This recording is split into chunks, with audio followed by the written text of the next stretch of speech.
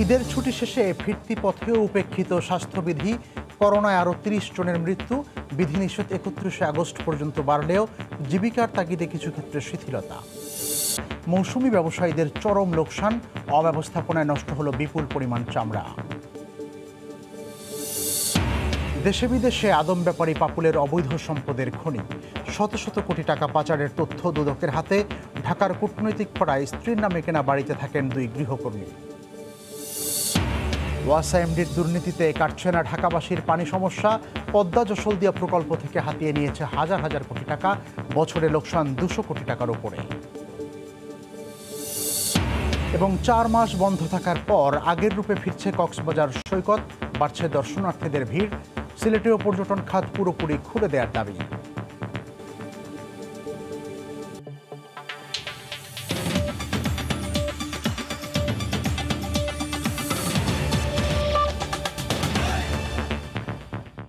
সময় সংবাদের সঙ্গে আছি আমি মিজানুর রহমান খবির। ঈদ পরবর্তী এই সময়ে করোনা সংক্রমণ বাড়ার শঙ্কা প্রকাশ করেছেন স্বাস্থ্যমন্ত্রী জাহিদ মালিক। টিকা আবিষ্কার হলে বাংলাদেশ বঞ্চিত হবে না বলেও জানান তিনি। এদিকে কোভিড-19-এর বিস্তার রোধে সরকারি বিধিনিষেধের সময়সীমা ৩১ আগস্ট পর্যন্ত বাড়ানো হয়েছে। ঘরের বাইরে মাস্ক ব্যবহার না করলে আইনি ব্যবস্থার বিষয়ে আবারও সতর্ক করা হয়। জীবন জীবিকার স্বার্থে কিছু ক্ষেত্রে শিথিলতা আনা হয়েছে বলেও জানান জনপ্রশাসন প্রতিমন্ত্রী। ঈদুল আজহার শেষে স্বাস্থ্যসেবা ও স্বাস্থ্য শিক্ষা বিভাগের 2 সচিবকে সঙ্গে নিয়ে মন্ত্রণালয়ে শুভেচ্ছা বিনিময় অনুষ্ঠানে অংশ নেন স্বাস্থ্যমন্ত্রী জাহিদ মালিক। এ সময় করোনায় মৃত্যুর সংখ্যা কমে আসায় স্বস্তি প্রকাশ করলেও ঈদ পরবর্তী এই সময়ে সংক্রমণ বাড়ার শঙ্কা প্রকাশ করেন। করোনার ভ্যাকসিন আবিষ্কার হলেই দ্রুত তা সংগ্রহ করা হবে বলেও জানান তিনি। আমরা আনন্দিত যে মৃত্যুর হার কমে আসছে। বেশ কয়েকটি দেশে ভ্যাকসিন অনেক দূর এগিয়ে গেছে, 3rd স্টেজে চলে গেছে এবং আমরাও তাদের সাথে যোগাযোগে আছি।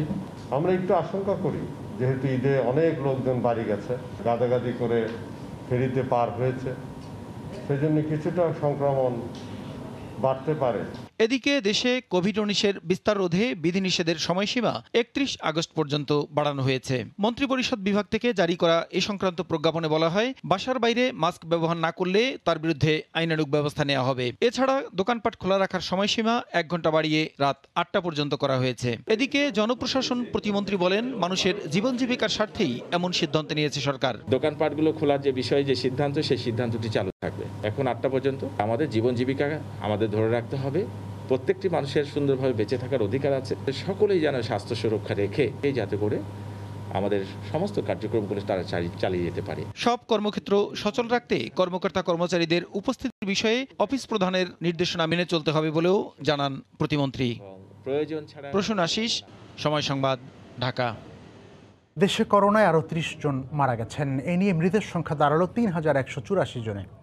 24 ঘন্টায় 4249 জনের নমুনা পরীক্ষায় 1356 জনের দেহে ভাইরাসটি শনাক্ত হয়েছে। দুপুরে করোনা পরিস্থিতি নিয়ে নিয়মিত অনলাইন বুলেটিনে এই তথ্য জানায় স্বাস্থ্য অধিদপ্তর। 24 ঘন্টায় মৃত্যুবরণ করেছেন 30 জন। এ পর্যন্ত 3184 জন কোভিড-19-এ আক্রান্ত হয়ে মৃত্যুবরণ করেছেন। শনাক্ত বিবেচনায় মৃত্যুর হার 1.32%। যারা মৃত্যুবরণ করেছেন 24 ঘন্টায়, তাদের মধ্যে পুরুষ 25 জন, নারী 5 জন। 24 ঘন্টায় সুস্থ হয়েছেন 1066 জন। এ পর্যন্ত সুস্থ 1,37,905 জন। যেমন আমরা স্বাস্থ্যবিধি মেনে চলব, তেমন এই নমুনা পরীক্ষা করাতেও সবাই সহায়তা করব। ঈদের ছুটি শেষে জীবিকার তাগিদে নগরে ফিরছেন মানুষ। অবশ্য ফিরতি পথে সে অর্থে ঢল এখনও নামেনি। ঢাকায় ফেরা মানুষের সংখ্যা কম হলেও দুর্ভোগ কমছে না। ঈদযাত্রার মতো ফিরতি পথেও স্বাস্থ্যবিধি উপেক্ষিত। রাতে বন্ধ ছিল ফেরি চলাচল, তাই ঘাটে জমে গেছে দীর্ঘযানের জটলা। উত্তাল পদ্মার স্রোতের কারণে টানা 8 ঘন্টা বন্ধের পর ফেরি চালু হলেও তা অপর্যাপ্ত। শিমুলিয়া কাঁঠালবাড়ি নৌরুটের 17টি ফেরির মধ্যে চলছে মাত্র 7টি, আর এতেই নাভিশ্বাস ঈদ শেষে ঢাকামুখী মানুষের। ঠিক নাই তো, সিরিয়াল মতন পাইতেছে না, যাইতেছে না গাড়ি। সামনেরটা আগে যাইতেছে, পিছনেরটা পরে যাইতেছে। যারা বই রয়েছে তো বই রয়েছে। আর কত ঘন্টা বসে থাকবে লাগবে তাও জানি না আমরা। অনেক জ্যাম, অনেক মানুষজন, এর মধ্যে স্বাস্থ্যবিধি মানা হচ্ছে না, টোটালি হচ্ছে না। লঞ্চের মধ্যে যে যার মতো ঘুরে বেড়াচ্ছে, খাওয়া দাওয়া করতেছে। অপেক্ষায় বিরক্ত অনেকেই ঝুঁকি নিয়ে উত্তাল পদ্মা পাড়ি দিচ্ছেন স্পিডবোটে, কেউ বা অতিরিক্ত যাত্রী হয়ে উঠছেন মাঝারি আকারের লঞ্চে। যদিও দুর্ঘটনা এড়াতে জোরালো কোনো পদক্ষেপ নেই কর্তৃপক্ষের। পদ্মার অন্য দিক পাটুরিয়া দৌলতদিয়া রুটেও আছে ঢাকামুখী মানুষের আনাগোনা। চাঁদপুর থেকে বেশ কয়েকটি লঞ্চ ছেড়ে আসে রাজধানীর উদ্দেশ্যে। ঢাকা সদরঘাটে খুব ভোরে দক্ষিণাঞ্চলের লঞ্চ ভিড়তে শুরু করে, তবে তেমন ভিড় দেখা যায়নি। মহাসড়কে জ্বালানি জটলা না থাকলেও বাসগুলো মানছে না স্বাস্থ্যবিধি। অতিরিক্ত যাত্রী তো বটেই, নেওয়া হচ্ছে বাড়তি ভাড়া। দুইটা সিটের একটা সিটে ওঠার কথা বললেও টিকিট বেচা হয়েছে একটার কথা বললেও, কিন্তু রাস্তার ভিতর থেকে আবার আরেকজনকে ওঠানো হয়েছে। খারাপ তো লাগবে, কিন্তু বাস্তব, এটাই তো বাস্তব, এটাই মেনে নিতে হবে।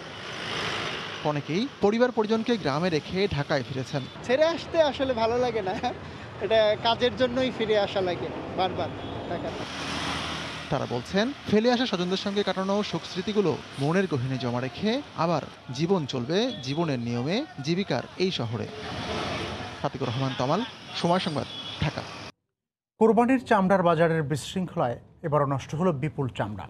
বাজারে দাম না পাওয়া বা নষ্ট হওয়ার দায় কার? এই প্রশ্নের উত্তরে মৌসুমি ব্যবসায়ীরা দুষছেন আড়তদারদের, আর আড়তদাররা দায়ী করেন ট্যানারি মালিকদের। তবে ট্যানারি মালিকদের দাবি, ব্যাংকগুলোর অসহযোগিতা ও আন্তর্জাতিক বাজারে চাহিদা কমে যাওয়ায় এ ধস। আর বিশ্লেষকরা দায় দিচ্ছেন দাম নির্ধারণ থেকে শুরু করে রপ্তানির ক্ষেত্রে পরিকল্পনার অভাবকে। ন্যায্য দামে কোরবানির চামড়া কিনে লবণ দিয়ে সংরক্ষণ করেছেন আড়তদাররা, কিন্তু ট্যানারি মালিকরা এখনও তাদের সঙ্গে যোগাযোগ করেনি। এতে পুঁজি হারানোর শঙ্কায় তারা, পাশাপাশি কোটি কোটি টাকা বকেয়া না পেয়ে ব্যবসা টিকিয়ে রাখা নিয়েও দুশ্চিন্তায় আড়তদাররা। তাদের দাবি, চামড়া শিল্পের সমস্যার সমাধানে দ্রুত কার্যকরী পদক্ষেপ নিক সরকার। 70 লক্ষ টাকা বাকি এই কোরবানি পর্যন্ত, আমি 70 টাকা এই কোরবানিতে পেমেন্ট পাই নাই। আর লাভের যদি টাকা হয়নি, ব্যবসাটা রানিং যদি না রাখি তো টাকা ওই টাকা মারি হয়ে যাবে, টাকা পাবো না। 30% টাকা নিয়ে পরিশোধ লিখে দিতে বলে, 1 কোটি টাকা পালে পারে 30 লাখ টাকা। আসলে অত কি লাভ হয়? কিন্তু এইগুলো তো সরকার, এইগুলো যদি পদক্ষেপ না নেয় তাহলে পরে এই শিল্পটা পাট শিল্পের মতো ধ্বংস হয়ে যাবে একসময়। সুদের মাধ্যমে টাকা নিয়ে আমরা আপাতত চামড়া ক্রয় করছি, আমাদের কি হবে সেটা আল্লাহ পাকই জানে। ব্যাপারীদের তাদের টাকার যে স্বল্পতা, তারা বিভিন্ন জায়গায় টাকা ধার দেনা করে আজকে তারা আবার নতুন করে আমাদের চামড়া ক্রয় করার জন্য চেষ্টা করতেছে। সরকারের কাছে অনুরোধ, আমাদের টাকা এটা আমানত, আমাদের বড় কষ্টের ধন। অনেকজন জমি জমা বিক্রি করে চামড়া কিনেছে, যদি এই টাকা না পাওয়া যায় তা আমরা ধ্বংসের দিকে চলে যাব। তাদের কাছে আমরা জিম্মি হয়ে গেছি, কেন টাকা দিচ্ছে না, তারা আমাদের সাথে দেখাও করতেছে না। আমাদের বকেয়া আছে এখন বর্তমানে ঢাকা বিভিন্ন ট্যানারি মালিকের কাছে 35 কোটি টাকা। এরা কেন রাখিয়ে দিচ্ছে? ওনারা বলতে আমরা এক্সপোর্ট করতে পারতেছি না, টাকা মিলিতে পারতেছি না, চামড়া বিক্রি করতে পারতেছি না।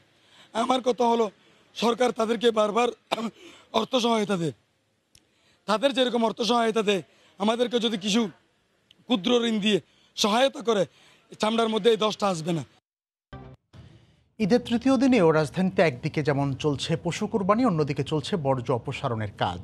প্রথম 2 দিন বর্জ্য ব্যবস্থাপনার চ্যালেঞ্জে এগিয়ে থাকায় রাজধানী এখন অনেকটাই পরিচ্ছন্ন পরিপাটি।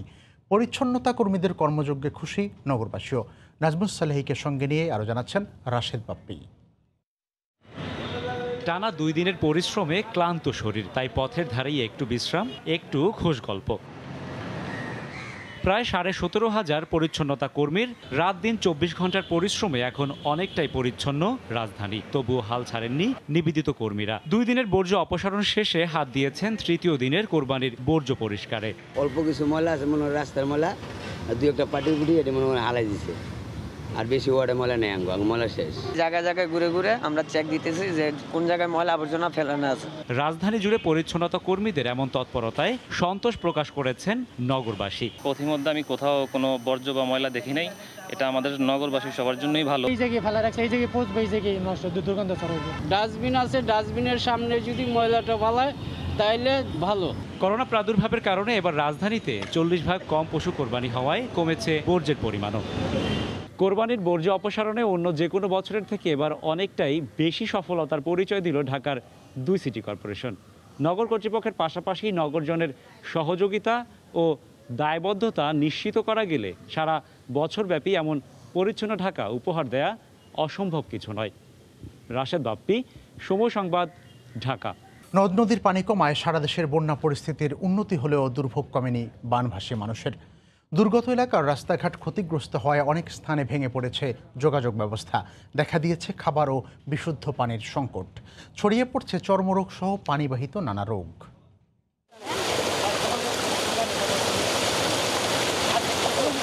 মধ্যাঞ্চলের অনেক জেলাতেই প্রতিদিন প্লাবিত হচ্ছে নতুন নতুন এলাকা।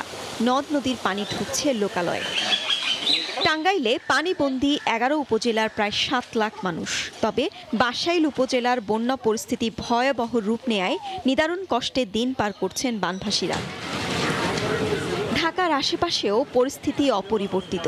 গাজীপুরের কালিয়াকৈরের রাস্তাঘাট প্লাবিত হওয়ায় চলাচলের একমাত্র ভরসা এখন নৌকা। বংশী, তুরাগ ও ধলেশ্বরী নদীর পানি বেড়ে প্লাবিত হয়েছে সাভার, ধামরাই এবং আশুলিয়ার 28টি ইউনিয়ন। পানিবন্দী কয়েক লাখ মানুষের থাকা খাওয়া সবকিছুতেই ভোগান্তির স্পর্শ।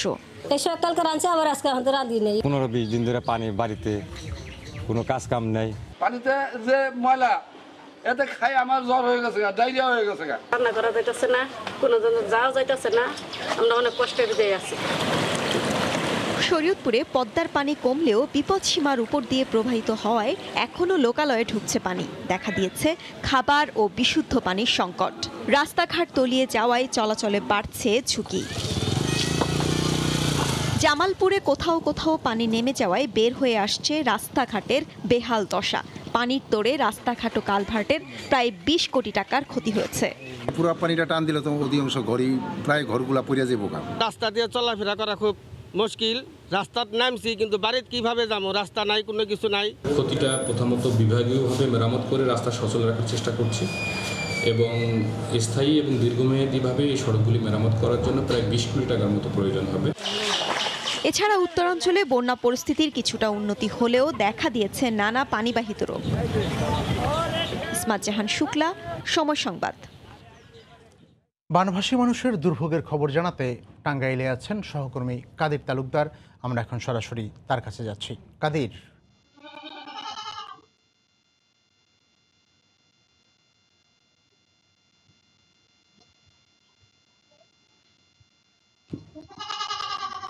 বন্দী হয়ে মানবতার জীবনযাপন করছে। টাঙ্গাইলের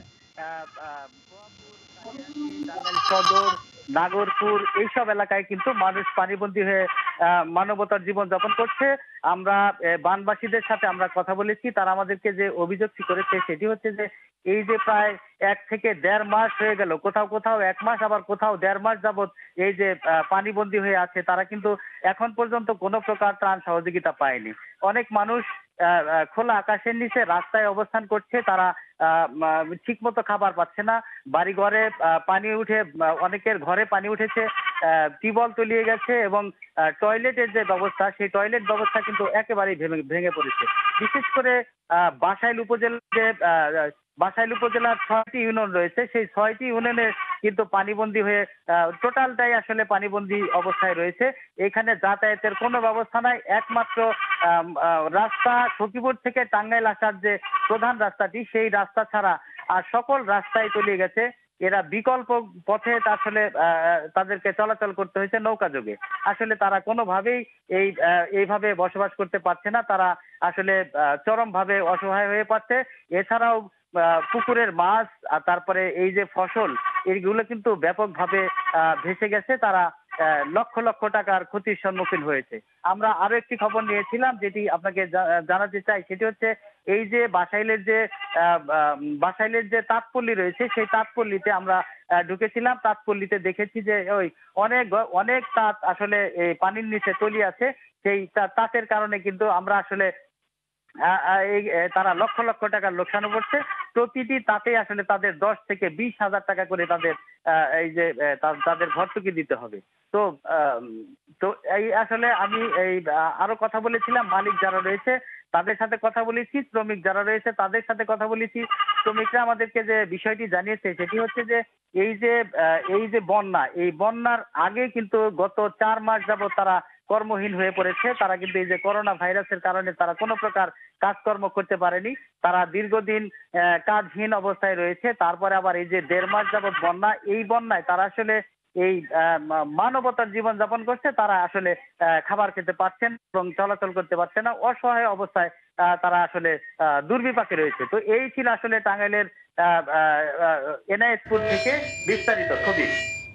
টাঙ্গাইল থেকে বন্যা পরিস্থিতির খবর জানাচ্ছিলেন কাদির তালুকদার। বন্যায় বেশ কিছু এলাকায় বিদ্যুৎ সংযোগ ক্ষতিগ্রস্ত হলেও দেশের সর্বত্র নিরবচ্ছিন্ন বিদ্যুৎ ও জ্বালানি সেবা নিশ্চিত রাখতে মন্ত্রণালয় কাজ করছে বলে জানিয়েছেন বিদ্যুৎ প্রতিমন্ত্রী নসরুল হামিদ বিপু। দুপুরে সচিবালয়ে তিনি বলেন, গ্রামাঞ্চলে শতভাগ বিদ্যুৎ সেবা নিশ্চিত করতে সরকার কাজ করছে। একই সময়ে জ্বালানি সচিব বলেন, বাসাবাড়িতে নতুন করে গ্যাস লাইনের সংযোগ দেওয়ার কোনো পরিকল্পনা নেই। এই মুহূর্তে বাসাবাড়ির জন্য গ্যাস দেওয়া সরকারের তেমন কোনো পরিকল্পনা নাই। আমরা বিকল্প যেটা যে এলপিজিকে, আপনারা জানেন যে এলপিজি এখন গ্রামেগঞ্জে গ্রামের প্রায় বাড়িতেই এখন এলপিজি সিলিন্ডার ব্যবহার হচ্ছে এবং সিলিন্ডার দামও অনেক কম আন্তর্জাতিক বাজারে। গ্রিড এলাকাতে আমরা আশাবাদী যে আমরা শতভাগ বিদ্যুতায়ন করতে পারবো এই বছরের মধ্যে। বিদ্যুতের ক্ষেত্রেও আমরা প্রিপেড মিটারের জন্য আমরা আশা করছি যে আগামী ইলেকশনের আগে আমরা প্রায় 1 কোটি মিটার আমরা ইনস্টলেশন করতে পারবো। ভূগর্ভস্থ বিদ্যুৎ লাইন এই ব্যাপারে ডিপিডিসি ইতিমধ্যে একটি প্রকল্প নিয়ে ফেলছেন এবং সেটার কাজ শুরু হবে। আদম ব্যাপারে পাপুলের অবৈধ সম্পদের উৎস খুঁজতে গিয়ে বের হয়ে আসছে একের পর এক খাজানা। রাজধানীর কূটনৈতিক পাড়ায় তার স্ত্রী সংরক্ষিত নারী আসনের সংসদ সদস্য সেলিনা ইসলামের নামে কেনা বাড়িটিতে থাকে 2 গৃহকর্মী। ঢাকায় আরও ফ্ল্যাট আর বাড়ির খোঁজ মিলেছে। বিভিন্ন ব্যাংকের মাধ্যমে বিদেশে অর্থ মানব পাচারের অভিযোগ তদন্তে মাঠে দুদক ও সিআইডি। রিপোর্ট সেলিয়া সুলতানার। এই ভবনটিতে 9000 বর্গফুটের একটি ফ্ল্যাট রয়েছে লক্ষ্মীপুর 2 আসনের সংসদ সদস্য কাজী শহীদুল ইসলাম পাপুল এবং তার পরিবারের নামে। এছাড়াও তাদের রয়েছে এই রাজধানীতেই আরও 2টো বিলাসবহুল বাড়ি। এছাড়াও তার বিরুদ্ধে এবং তার পরিবারের নামে রয়েছে ব্যাংকে কোটি কোটি টাকা লেনদেনের হিসাব। সিআইডি এবং দুর্নীতি দমন কমিশন তার অবৈধ সম্পদ অর্জন, মানি লন্ডারিং এবং অন্যান্য যে মামলাগুলো রয়েছে সেগুলোর অনুসন্ধান চালালেও এখন পর্যন্ত আসলে নির্দিষ্ট কোনো সংখ্যা নেই তার আসলে বৈধ এবং অবৈধ সম্পদ কতটুকু। রাজধানীর কূটনৈতিক পাড়ায় বিলাসবহুল এই বাড়িটিতে থাকেন 2 জন গৃহকর্মী। বাড়িটি কেনা পাপুলের স্ত্রী সংরক্ষিত নারী আসনের সংসদ সদস্য সেলিনা ইসলামের নামে। একইভাবে গুলশান 1-এর এই বাড়িটিতেও রয়েছে স্ত্রী ও মেয়ের নামে 3000 স্কয়ার ফিটের 2টি ফ্ল্যাট। রয়েছে বসুন্ধরা আবাসিক এলাকায় 6তলা বাড়ি। 50 কোটি টাকার শেয়ার কিনে হয়েছেন এনআরবি কমার্শিয়াল ব্যাংকের পরিচালক। এই ব্যাংকের মাধ্যমে বিদেশে ব্যবসার আড়ালে 1400 কোটি টাকা অবৈধভাবে বিভিন্ন দেশে পাচার করেছেন পাপুল এবং 2016 সালে বাংলাদেশ থেকে 280 কোটি টাকা হুন্ডি এবং বিভিন্ন ব্যাংক হিসাবের মাধ্যমে পাচার করেছেন বলে অভিযোগ তদন্ত করছে দুর্নীতি দমন কমিশন। এনআরবি কমার্শিয়াল ব্যাংকের পরিচালক হয়েও বেআইনিভাবে ইউসিবিএল ব্যাংক থেকে 1200 কোটি টাকার ব্যাংক গ্যারান্টি ইস্যু করে সুবিধা ভোগ করেন তিনি। এমন সব অঢেল সম্পদের তথ্য এখন দুর্নীতি দমন কমিশনে। তারই অবর্তমানে চলবে পুরো তদন্ত প্রক্রিয়া। পাপুলের কোন অর্থের অবৈধ উৎস পাওয়া যায় এবং জ্ঞাত আয় বহির্ভূত উৎস পাওয়া যায়, মানি লন্ডারিং এর কোনো এলিমেন্ট পাওয়া যায়, তার অনুসন্ধান চলতে আইনগত কোনো বাধা থাকবে না। 17 জুন মানব পাচারের অভিযোগে কুয়েত পুলিশের হাতে গ্রেফতার এই সংসদ সদস্যের কুয়েতে 50 লাখ কুয়েতি দিনারের হিসাবগুলো জব্দ করেছে কুয়েত। বাংলাদেশের অর্থমূল্যে 138 কোটি টাকা। কুয়েতের মতো দেশেও মানব পাচারের অভিযোগ তদন্তে এবার পাপুলের সিন্ডিকেটের লাগাম টানতে চায় সিআইডি। উনি তো এখন বাইরে কুয়েতে আছেন। মানব পাচারে তো তার মামলা হয়েছে, অর্থ পাচারের অনুসন্ধান শুরু করেছি এবং অনুসন্ধানে যে তথ্য প্রমাণ আসবে সেই তথ্য প্রমাণের ভিত্তিতে আমরা সিআইডি বাদী হয়ে আবার মানি লন্ডারিং আইনে মামলা করব। এছাড়াও শহীদুল ইসলাম পাপুল ও তার পরিবারের নামে রয়েছে নিজ সংসদীয় এলাকা ও রায়পুরে রয়েছে অঢেল সম্পদ। সেলিয়া সুলতানা, সময় সংবাদ, ঢাকা। প্রকল্পের কাজ শেষ, তুলে নেওয়া হয়েছে 3800 কোটি টাকাও, অথচ তৈরি হয়নি সরবরাহ লাইন। ঢাকা ওয়াসার পদ্মা যশোলদিয়া পানি সরবরাহ প্রকল্পের হাল এমনই। বছরে লোকসান 200 কোটি টাকারও বেশি। এসব অনিয়মের প্রতিবাদ করায় তৎকালীন প্রকল্প পরিচালককে সরিয়ে দিয়ে ওই পদে পছন্দের এক প্রকৌশলীকে বসিয়েছিলেন ওয়াসার MD Taksim Alam Khan. Report Azhar লিমনের। Padma Jasholdia পানি শোধনাগার প্রকল্প রাজধানীবাসীর পানি সংকট মেটাতে 7 বছর আগে হাতে নেওয়া এই প্রকল্পের লক্ষ্য প্রতিদিন 45 কোটি লিটার সুপেয় পানি সরবরাহ। 6 বছর পর প্রকল্প শেষ হয়, তুলেও নেওয়া হয় পুরো টাকা। কিন্তু যে ঢাকাবাসীর জন্য নেওয়া এই প্রকল্প, তাদের ঘরে পানি পৌঁছে দিতে এখন পর্যন্ত তৈরি হয়নি সরবরাহ লাইন। পুরনো লাইনেই চলছে পানি সরবরাহ। দৈনিক ৪৫ কোটি লিটার করে, যেখানে মাসে ১,৩৫০ কোটি লিটার পানি সরবরাহের কথা, সেখানে ঢাকাবাসী পানি পাচ্ছে মাসে ৪৬০ কোটি লিটারের মতো। এতে বছরে এই প্রকল্পে ক্ষতি হচ্ছে ২০০ কোটি টাকার বেশি। চরম অন্যায় ভাবে করছে এগুলো। আর বেসিক্যালি ওয়াসার ইঞ্জিনিয়াররা অত দুর্নীতিগ্রস্ত না, ওয়াসার ইঞ্জিনিয়াররা অনেক ভালো, কিন্তু ওয়াসার যে এমডি এসে এইগুলোকে তছনছ করে দিয়ে ওয়াসার ইঞ্জিনিয়াররা এর বিরুদ্ধে কোনো কথাও বলতে পারে না, কথা বললে তার বিরুদ্ধে শাস্তি। প্রকল্পে বেশি দামে নিম্নমানের পাইপ কেনার প্রতিবাদ করায় সরিয়ে দেওয়া হয় সে সময়ের প্রকল্প পরিচালককে। এরপর নিয়মনীতির তোয়াক্কা না করে এমডি তার উপদেষ্টা প্রকৌশলী বজলুর রহমানকে প্রকল্প পরিচালক হিসেবে নিয়োগ দেন। পদ্মা যশোলদিয়া নিয়ে আপনাকে একটু প্রশ্ন করতে চাই। ১ বছর ধরে প্রকল্প চালু হয়েছে, কিন্তু এখনো পানি আসছে 3 ভাগের 1 ভাগ। কি বলবেন? একটু একটা মেইল করে দেন আমার ইমেইলে, আমি উত্তর দিয়ে দিচ্ছি। আমি এখন একটা মিটিং এর মধ্যে আছি। এ ব্যাপারে স্থানীয় সরকার মন্ত্রীও অনিয়ম খতিয়ে দেখার আশ্বাস দেন। কি কারণে আমরা এই সমস্ত প্রকল্প আমরা ডিস্ট্রিবিউশনটাকে অথবা মানুষের বেনিফিটটাকে এনশিওর করছে না সাথে সাথে, এটা আমরা দেখব। সরবরাহ লাইন না করেই শত কোটি টাকার প্রকল্প গ্রহণের উদাহরণ শুধু পদ্মা যশোলদিয়াই নয়। সরবরাহ লাইন নিয়ে কোনো অগ্রগতি দেখা না গেলেও এগিয়ে চলছে মেঘনা গন্ধবপুর পানি শোধনাগার প্রকল্প ও দাসেরকান্দি পয় শোধনাগার প্রকল্পের কাজ। আজহার লিমন, সময় সংবাদ, ঢাকা। সিলেটের পর্যটন কেন্দ্রগুলোতে ভিড় করতে শুরু করেছেন পর্যটকরা। আর পর্যটন সংশ্লিষ্টদের দাবি, এই শিল্পে ইতোমধ্যে সিলেট অঞ্চলে ৩৫০০ কোটি টাকার ক্ষতি হয়েছে। তাই দ্রুত এই শিল্পের ওপর থেকে বিধিনিষেধ প্রত্যাহারের দাবি জানিয়েছেন সংশ্লিষ্টরা। ইকরামুল কবিরের রিপোর্ট, ছবি তুলেছেন দিগেন সিংহ। পাহাড় আর পাথর বেয়ে আসা স্বচ্ছ পানির মিতালির এই অপরূপ প্রাকৃতিক সৌন্দর্য সবাইকে কাছে টানে। তাই বৈশ্বিক মহামারীর অবরুদ্ধতা ছিন্ন করে পর্যটকরা ছুটে আসছেন ভোলাগঞ্জ সাদা পাথর পর্যটন কেন্দ্রে। ঘরবন্দি মানুষগুলো মুক্ত হতে পেরে দারুণ রোমাঞ্চিত। যদিও সরকারের নিষেধাজ্ঞা রয়েছে পর্যটন কেন্দ্রগুলোতে কোনো ধরনের পর্যটক আসার ক্ষেত্রে, ঘরের ভিতর থাকতে থাকতে বোরিং ফিল করছি আর যার কারণে আমরা বাধ্য হচ্ছি আর কি আসতে। আমার খুব ভালো লাগছে। ভালোই লাগতেছে, একটা পর্যটন কেন্দ্র, আগে তো আসা হয় না, এখন আসছে আর কি। গত মার্চ মাস থেকে করোনা সংক্রমণ রোধে দেশের সব পর্যটন কেন্দ্রের পাশাপাশি হোটেল, মোটেল ও রিসোর্টও বন্ধ করে দেওয়া হয়। এতে বড় অঙ্কের ক্ষতির মধ্যে পড়েছে এই শিল্পের সঙ্গে সংশ্লিষ্টরা। ভাবছি একটা মাসে কি অর্ধেক বেতন দেওয়া যায়, কিংবা বেতন না দিয়েও যদি ওদেরকে খাওয়া দিয়ে রাখা যায় এইরকম। তারপরে এর উপরে আছে ব্যাংক ইন্টারেস্ট। পর্যটক না পাওয়াতে অন্ততপক্ষে বৃহত্তর সিলেটের মধ্যে হোটেল, রিসোর্ট থেকে অন্তত 3 থেকে 3,500 কোটি টাকার মতো আমাদের ক্ষতি হয়েছে। দ্রুত পর্যটন শিল্পের উপর থেকে বিধিনিষেধ প্রত্যাহারের দাবি জানিয়েছেন সংশ্লিষ্টরা। সমস্ত স্বাস্থ্যবিধি মেনে যদি আমরা স্বল্প পরিসরেও আমাদের হোটেল মোটেলগুলি আমরা চালু করতে পারি, সেক্ষেত্রে অনেকটাই বেতন ভাতার একটা নিশ্চয়তা হবে। সিলেট বিভাগে হোটেল, মোটেল, রিসোর্ট ও গেস্ট হাউস রয়েছে ৫,০০০-এর মতো। ইকরামুল কবির, সময় সংবাদ, সিলেট। ঈদের ছুটিতে দীর্ঘ সময় পর কক্সবাজার সমুদ্র সৈকতে ভিড় করছেন পর্যটকরা। এ বিষয়ে জানাতে সৈকতের লাবণী পয়েন্ট থেকে সরাসরি যুক্ত হচ্ছেন সহকর্মী সুজাউদ্দিন রুবেল। রুবেল,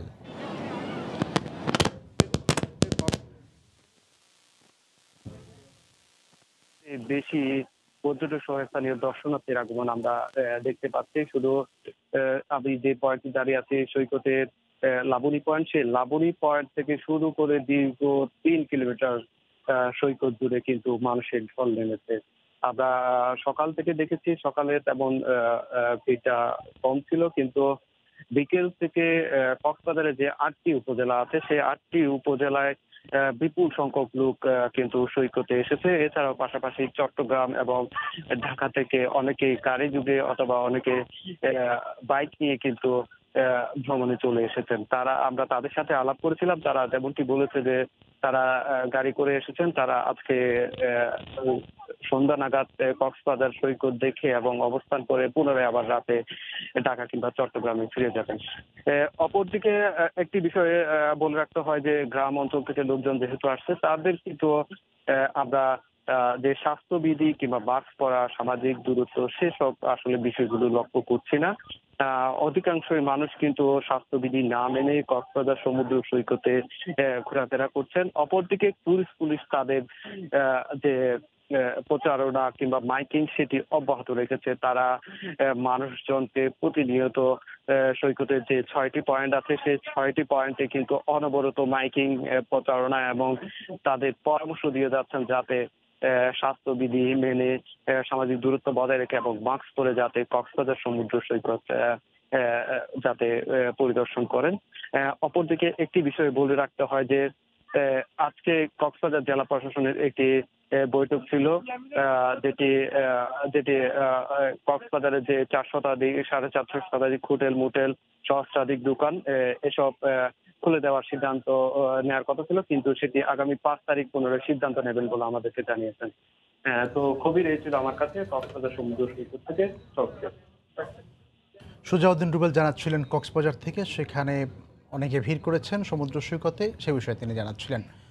ইটনা মিঠামইন অষ্টগ্রামের নবনির্মিত সড়ক ঘিরে স্বপ্ন বুনছেন কিশোরগঞ্জের হাওরবাসী। হাওরের বুক চিরে গড়ে তোলা দৃষ্টিনন্দনের রাস্তার কল্যাণে পর্যটন আকর্ষণের নতুন সম্ভাবনা হাতছানি দিচ্ছে। কিশোরগঞ্জ থেকে ফিরে সালাউদ্দিন লিয়ার ক্যামেরায় আরও জানাচ্ছেন দেবাশিস রায়। দুচোখের দৃষ্টি যতদূর যায় পুরোটাই অথই পানি আর উথাল পাথাল ঢেউয়ের অবিরত ছুটে চলা। জলে ভাসা কিশোরগঞ্জের 3 উপজেলা ইটনা মিঠামইন অষ্টগ্রামে যোগাযোগের জন্য নির্মিত হয়েছে দৃষ্টিনন্দন নতুন সড়ক।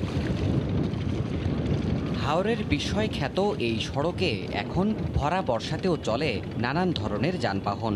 বিচ্ছিন্ন এসব এলাকার মানুষ এখন ছুটছেন পাকা সড়ক ধরেই সচ্ছলতার নতুন গন্তব্যে। স্বপ্নের মতো হয়ে গেছে, এটা আমরা কখনো কল্পনা করি না যে এরকম রাস্তা আমাদের এখানে হবে। অষ্টগ্রাম যাইতে 20 মিনিট সময় লাগে, 20 মিনিটে আইতে পারি, 20 মিনিটে যাইতে পারি। 10,000-20,000 টাকা একটা গাড়ি আইন না লোডও ছাইরা দিছে, চলতেছে 400-500-600 টাকা ইনকাম করতেছে। রাষ্ট্রপতি মোহাম্মদ আব্দুল হামিদের উদ্যোগে সড়ক ও জনপথ বিভাগ প্রায় 30 কিলোমিটার দৈর্ঘ্যের দেশের সবচেয়ে নান্দনিক এই গ্রামীণ সড়ক তৈরি করেছে। স্থানীয় জনপ্রতিনিধি বলছেন এই সড়কটির ফলে এখন পর্যটনের নতুন সম্ভাবনা এই এলাকা জুড়ে। ভাটি এলাকাটা আসলে সত্যিকার অর্থে একটা সুন্দর জায়গা। এখানে পর্যটন কেন্দ্রিক যদি কিছু করা হয়, আমার বিশ্বাস কক্সবাজার না গিয়ে মানুষ এখানে আসবে। হাওরের পানির স্বাভাবিক প্রবাহ ধরে রাখতে সারা বছর ব্যবহার উপযোগী এই সড়কটিতে রয়েছে অন্তত 76টি সেতু ও বক্স কালভার্ট। বর্ষায় নাও আর শুকনায় পাও, প্রাচীন এই প্রবাদ এখন অনেকটাই অচিন হতে চলেছে হাওর জনপদের মানুষের কাছে। এ অঞ্চলের মানুষ এখন বিশ্বাস করে অষ্টগ্রাম, ইটনা এবং মিঠামইনের মধ্যে যে সড়কটি নির্মিত হয়েছে এই সড়ক তাদের দুঃখ যেমন মোচন করবে, একই রকমভাবে তাদের ভাগ্য ফেরাবে আগামী দিনগুলোতে। দেবাশিস রায়, সময় সংবাদ, মিঠামইন, কিশোরগঞ্জ। এ পর্যায়ে শীর্ষ সংবাদ জানিয়ে দিচ্ছি আরেকবার। ঈদের ছুটি শেষে ফিরতি পথে উপেক্ষিত স্বাস্থ্যবিধি, করোনায় আরও 30 জনের মৃত্যু। বিধিনিষেধ 31 আগস্ট পর্যন্ত বাড়লেও জীবিকার তাগিদে কিছু ক্ষেত্রে শিথিলতা। অব্যবস্থাপনায় নষ্ট হলো বিপুল চামড়া। দেশে বিদেশে আদম ব্যাপারী পাপুলের অবৈধ সম্পদের খনি, শত শত কোটি টাকা পাচারের তথ্য দুদকের হাতে। ঢাকার কূটনৈতিক পাড়ায় স্ত্রীর নামে কেনা বাড়িতে থাকেন 2 গৃহকর্মী। ওয়াসা এমডির দুর্নীতিতে কাটছে না ঢাকাবাসীর পানি সমস্যা। পদ্মা যশোলদিয়া প্রকল্প থেকে হাতিয়ে নিয়েছে হাজার হাজার কোটি টাকা, বছরে লোকসান 200 কোটির ওপরে। এবং 4 মাস বন্ধ থাকার পর আগের রূপে ফিরছে কক্সবাজার সৈকত, বাড়ছে দর্শনার্থীদের ভিড়। সিলেটেও পর্যটন খাত পুরোপুরি খুলে দেওয়ার দাবি। এই ছিল এখনকার মতো। যে কোনো খবর পেতে ভিজিট করুন সময়নিউজ.tv। আপনার মোবাইলে সময় সংবাদ দেখতে ও সব খবর পেতে ডাউনলোড করুন সময় অ্যাপ। এছাড়া এইমাত্র পাওয়া খবর মোবাইলে পেতে SMS করুন *BN লিখে পাঠিয়ে দিন 16242 নম্বরে। আর সঙ্গে থাকুন সময়।